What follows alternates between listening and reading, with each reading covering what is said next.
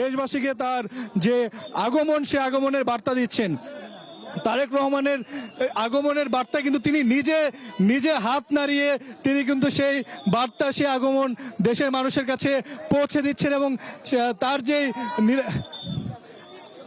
আপনারা কিন্তু আমি যদি আরো একদম ক্লিয়ারলি দেখাই যে তারেক রহমানের যে গাড়ি বহরটি, সেই গাড়ি বহরের মধ্যে একটি বাস, সেই বাসের সামনে তিনি দাঁড়িয়ে দেশবাসীর উদ্দেশ্যে হাত নেড়ে কিন্তু তিনি তার যে আগমনী বার্তা, সেই আগমনী বার্তা কিন্তু দেখে দিলেন। এবং তার যে নিরাপত্তায়, তার নিরাপত্তায় কিন্তু চতুর্পাশে সেনাবাহিনী, বিজিবি, পুলিশ, র্যাব সব বাহিনী মিলে কিন্তু তার যে গাড়ি বহরটি, সেই গাড়ি বহরটিকে কর্ডন করে, অর্থাৎ ঘেরাও করে নিয়ে যাচ্ছে, যেন কোনো ধরনের অপ্রীতিকর ঘটনা না ঘটতে পারে।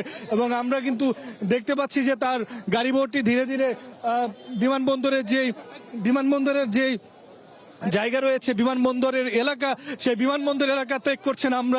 আমরা সেই গাড়ি বহরের পাশেই রয়েছি বা পেছনে রয়েছে। সেই জায়গা থেকে যদি আরেকটু দেখে আপনাদেরকে, তারেক রহমান যিনি সবসময় বলেন সবার আগে বাংলাদেশ, সেই সবার আগে বাংলাদেশের স্টিকার সম্বলিত গাড়ি করে তিনি কিন্তু সেই বাসে করে যাচ্ছেন সংবর্ধনা স্থলে। এবং যেমনটা বলা হচ্ছিল যে আগামী